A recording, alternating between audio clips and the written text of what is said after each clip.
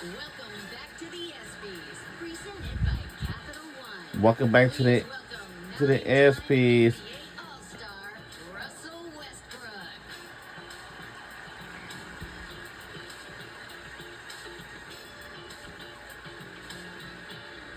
Good evening, good evening, good evening.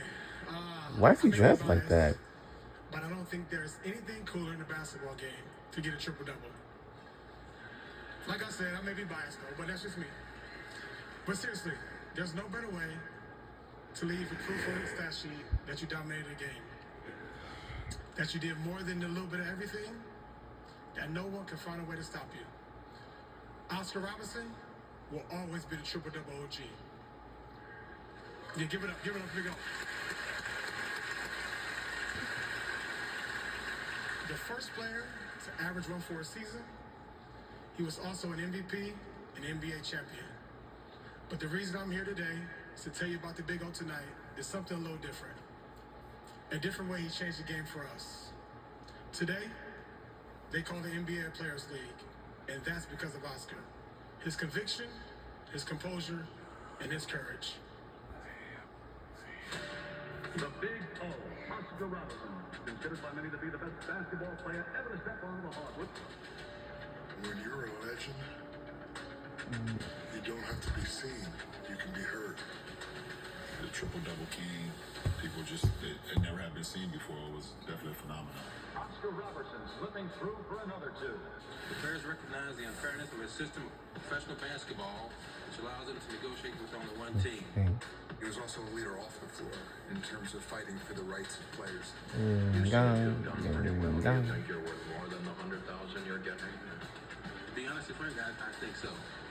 He knew it was going to come at great risk to his own career. I think it's terribly wrong for anyone to limit anyone's ability to earn more money. If you don't know who Oscar Robertson is, The Lakers backed up and Take raced my talents to South Beach. Golden State for Kevin Durant. Kawhi Leonard to play for the Clippers. he is the father of free agency. The Big O.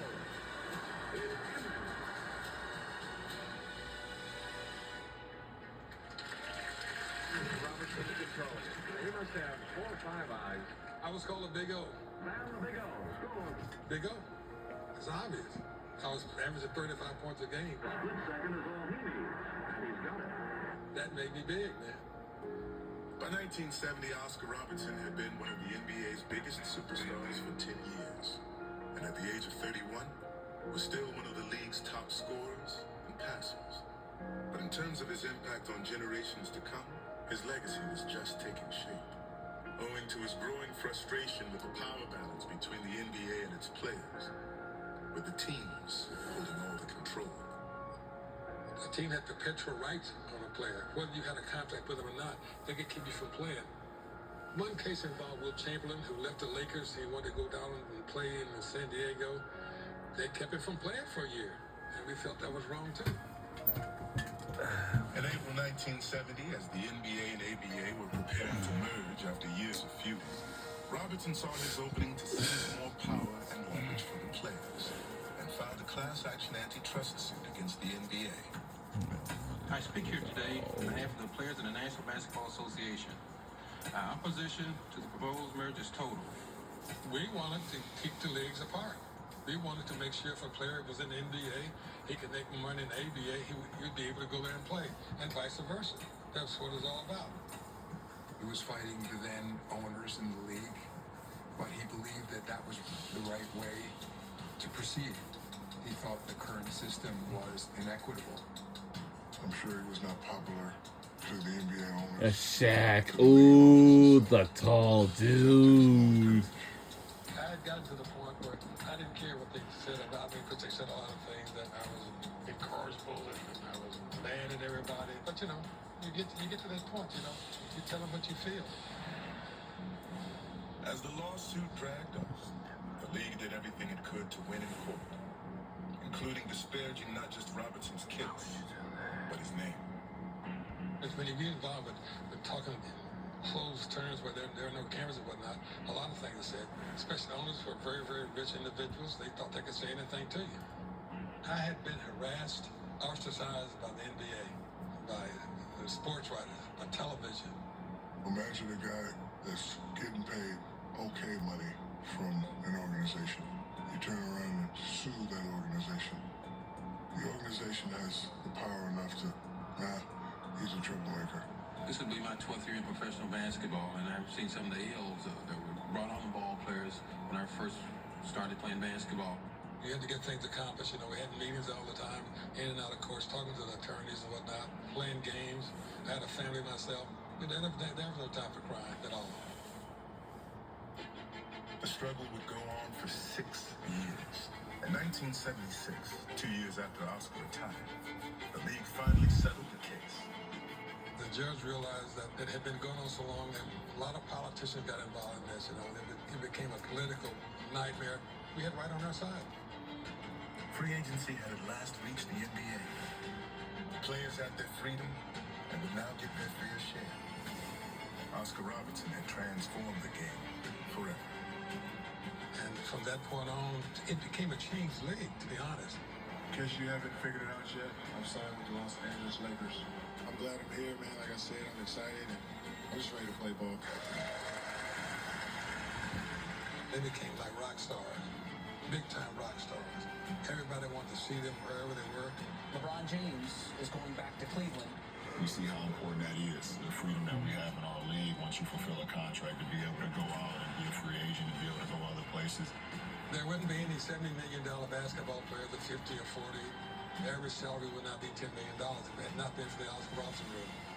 What free agency has done to the landscape of the league competitively is giving the player more control. It all started with one man, Oscar Robertson.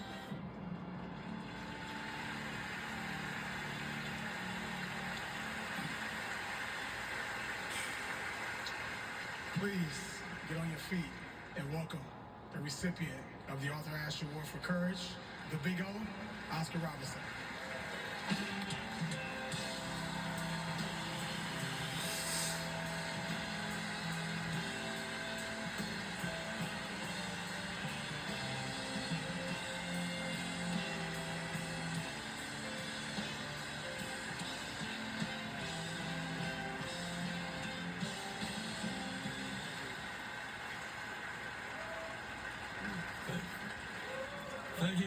Thank you very much for this wonderful introduction. I'm truly honored to be this year's recipient of the Arthur Ashe Award for Courage. Much of who I am today is shaped by growing up in Indiana. There you were taught about fairness, perseverance, humility, and respect. While I reached the highest levels on the court, ultimately, the lasting achievement that captures my legacy was what I accomplished as president of the NBA Players Association. The NBA was the first sport to have an organized Players Association. I became the first African-American president of any national sports or entertainment labor union.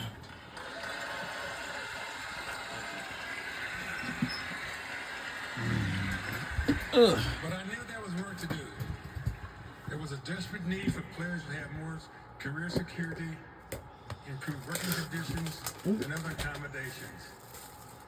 In life, it's important to be persistent, or I have been called stubborn. Stubborn about what you believe in. It is important to do the right thing, help others, even if it comes at great personal sacrifice. As the mission began, I believed it was important to get all of my teammates involved in the game, just as it is on the court.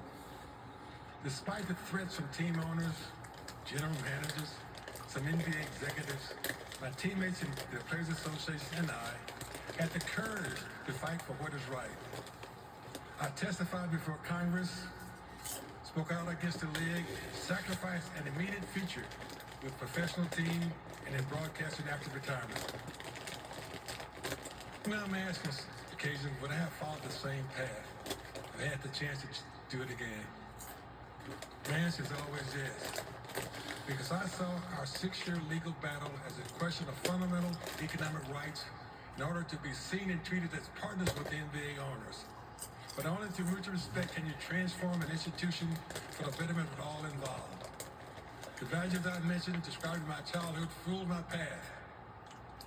As I challenged norms that didn't benefit people and sacrificed personal gain, I realize that helping others and looking out for more than just yourself improves whatever community of which you are a part. I accept the Arthur Ashe Award for courage, humbled by the many past recipients and the choices to demand fairness and persevere through adversity. Thank you for this honor.